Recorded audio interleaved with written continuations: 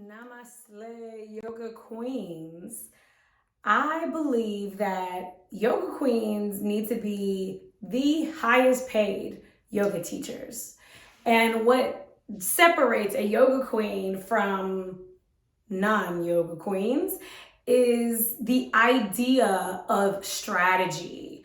How do I teach in a way? How do I show up in a way? How do I market in a way that leads to me creating a demand for my teaching, an impact that I'm able to share every time I teach a class, an experience that people are asking for, people are needing, people are showing up for, people see value in, taking that teaching and that impact and translating that into income, something that is measurable, something that is hitting at least one bank account, something that is coming in at multiple angles off of one teaching slot, time slot, one that maybe sets up reoccurring revenue.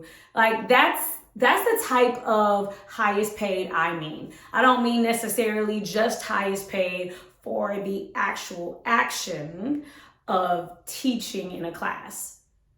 A yoga queen has a strategy on how in multiple sectors of an event or in multiple areas of yoga is creating revenue streams. So don't be confused by this saying that, oh, I need to diversify my income, so I have to get into 7 different things. No.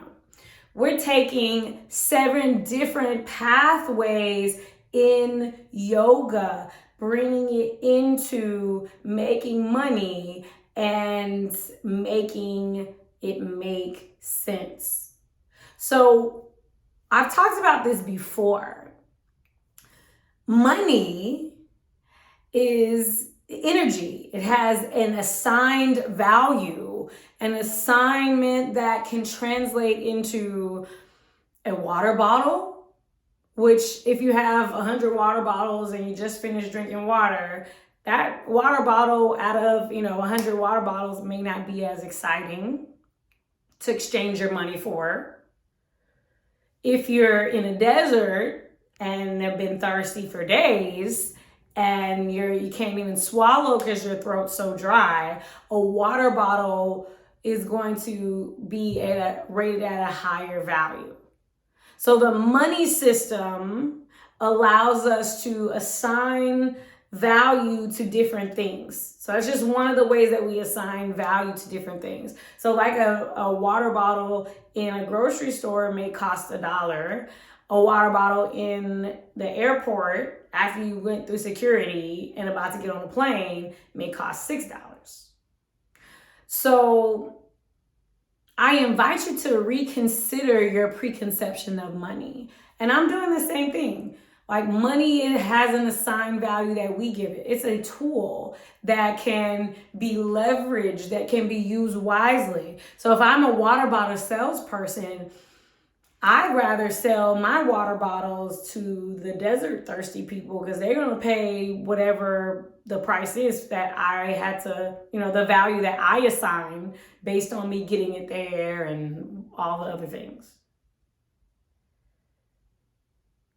So what I'm saying in multiple levels, don't get side up and seized up and struggled up. What I'm saying to you is that money is, how can I say this most simply? Money has an assigned value based on what we assign it. I could say this water bottle isn't worth $6. It may not be worth $6 to me. So everyone has an assigned value that changes based off of your current situation. So if I'm not thirsty, and if I already have a couple water bottles with me, I have so many water bottles that I'm like, I can't carry anything else, then adding another water bottle isn't going to be valuable to me. So that money is the tool in which I may say, okay, well, it's not worth it to me to buy another water bottle. I'm going to keep my money. My money right now is more valuable than that water bottle. But I'm in the desert, throat dry, like, then I'm gonna be like, give me this water bottle, all of the money that I have, if that's what it costs. Like, there's a complete different view, even from the same person. So think about this world that we live in. People in physical pain, how much they value yoga, health, wealth, in their bodies, how they value feeling better, how they value that intense pain, and that idea of, okay, bringing consistent relief, developing a plan. Like, that might be getting up higher there in the price range. If I'm just offering a class, in the middle of a whole bunch of classes, and I just call my class a yoga class, like, how can they assign the same value to that class? Does that make sense? I can only communicate with them in very, very little ways. There's a few ways before someone ever comes into your yoga class that you communicate with them. And the ways in which you do that, the way you show up, the point that you share with them, the information that you share with them, that helps them to value you. So if you want to charge more in your prices, if you want to shift your fee schedule upward, then the way that you transmit your information needs to be strategic. The way that you set up your revenue streams needs to be strategic.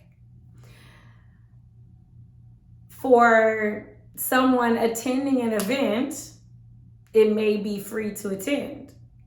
For someone vending at an event, it may cost money to attend. But them being there and just attending the event wouldn't be of value to them as the business if they're desiring to sell items.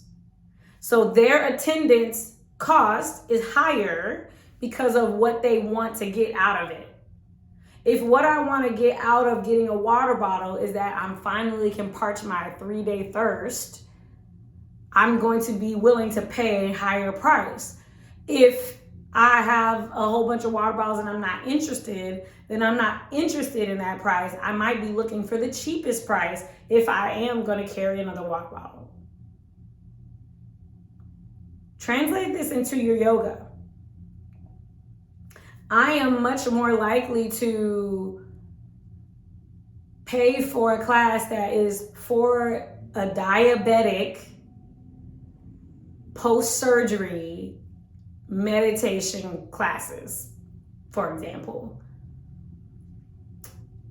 Classes that help with fill in the blank to recover from your recent surgery. That pricing, that value is going to be higher. And it doesn't necessarily have to be the person that is taking the event or benefiting from the yoga that needs to be the purchaser. The purchaser could be the hospital, could be a clinic, it could be the insurance, it could be a parent of the child, or if it's an older person, it could be the child of the person. It could be an organization. Like, there's so many different people that could be the purchaser.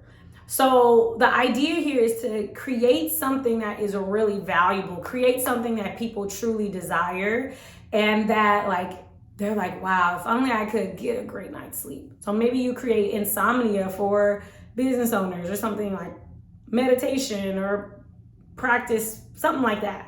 Something that's very, very specific. Do not be afraid to super micro niche. And I've talked about this. I talk about this a lot in the event training. So if you are interested in creating more revenue, if you're interested in taking steps to become a yoga queen, I teach a 5-day virtual yoga event challenge. It's also applicable if you want to host live events. I do give some extra tips and tricks in there about live events. So I recommend get the strategy. Click the link down below in the caption of the video.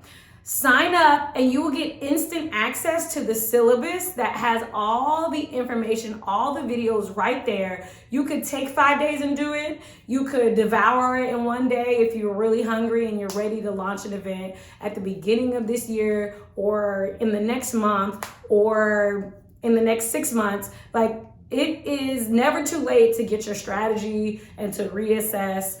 And that is really what I'm excited about. I had loved doing that virtual challenge. So many breakthroughs were had by all of the participants. And I look forward to supporting you, even if it's on this YouTube exclusively, or if you have the opportunity to join me in other trainings. My name is Alicia Dugar Stevenson. I am the official yoga queen on Instagram. Connect with me, and I look forward to seeing you in the next video.